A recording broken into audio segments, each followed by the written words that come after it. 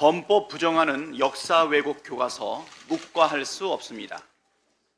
위안부를 축소하고 독대를 장기 집권으로 미화하고 친일파를 옹호하는 괴이한 역사 교과서가 은근슬쩍 검정을 통과했습니다.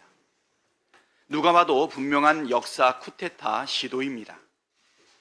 친일 매국 뉴라이트가 이 정권의 기본 역사관이고 국정의 핵심 철학입니까? 헌법을 부정하는 것은 대한민국의 정체성과 정통성을 부정하는 것이고 그런 행위를 일컬어 매국이라고 합니다.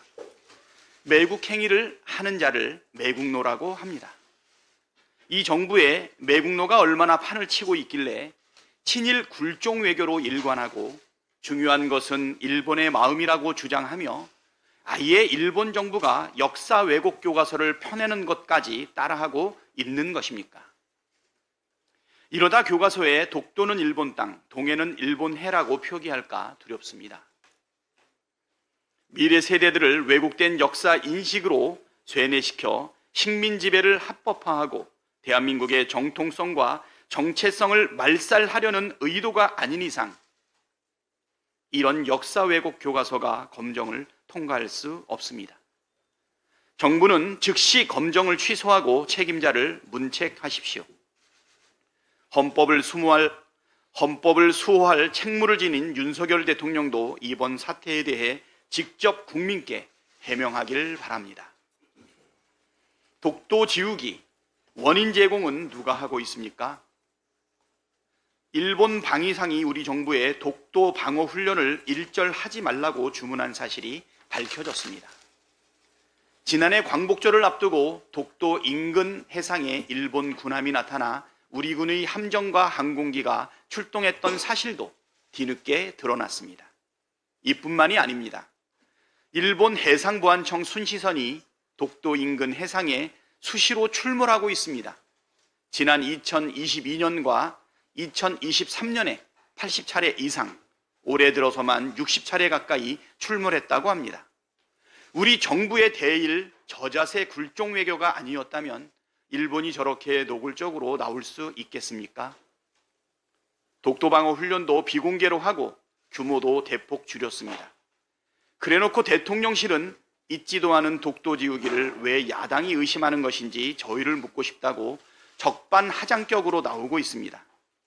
독도 지우기 논란이 나오는 이유는 정부의 저자세 때문이라는 사실을 대통령실만 모르고 있습니다. 영토를 수호하는 것은 대통령의 헌법상 책무입니다. 독도를 일본에 넘길 작정이 아니라면 단호하게 대처하길 바랍니다. 윤석열 정권의 정치 보복 수사가 도를 넘었습니다. 제1야당 대표에 대한 무리한 수사와 기소를 넘어서 급기야 전직 대통령까지 직접 겨냥하고 있습니다. 참으로 치졸한 정치 보복입니다. 의정갈등이 의정대란으로 비화되고 수많은 환자들이 응급실을 찾지 못해 뺑뺑이를 치고 있는 마당에 국민의 생명과 안전을 지킬 생각보다 정치 보복이 국정의 우선순위를 차지하고 있는 것인지 묻지 않을 수 없습니다. 민생과 국민의 생명은 관심이 없고 오직 정치 보복에만 혈안이 된 괴이하고 악랄한 정권의 행태를 강력하게 규탄합니다. 많이는 법 앞에 평등하다면서 유독 김건희 여사만 예외입니다. 김건희 앞에서는 휴대폰까지 반납하면서 황제 출장 조사를 한 검찰이 야당 인사들과 전직 대통령에 대해서는 법 앞에 평등을 주장합니다. 사람에 따라 법 적용이 수시로 바뀌는 것은 검찰 수사가 얼마나 불공정하고 편파적이며 편의적인지를 보여줍니다. 검찰의 전직 대통령을 향한 정치 보복은 전형적인 망신주기이자 국정 실패에 대한 국민의 여론과 관심을 돌리려는 눈속임 공작 수사입니다. 그렇다고 해서 김건희 여사의 주가 조작 의혹, 명품백 수수, 양평고속도로 특혜 의혹, 해병대원 수사 외압 의혹까지 수많은 범죄 의혹들이 사라지지는 않습니다.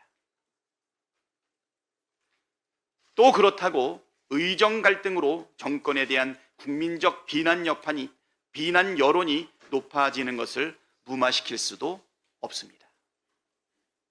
우리 국민을 바보 취급하는 검찰과 정권은 반드시 국민으로부터 심판받게 될 것이라는 점을 분명하게 밝힙니다.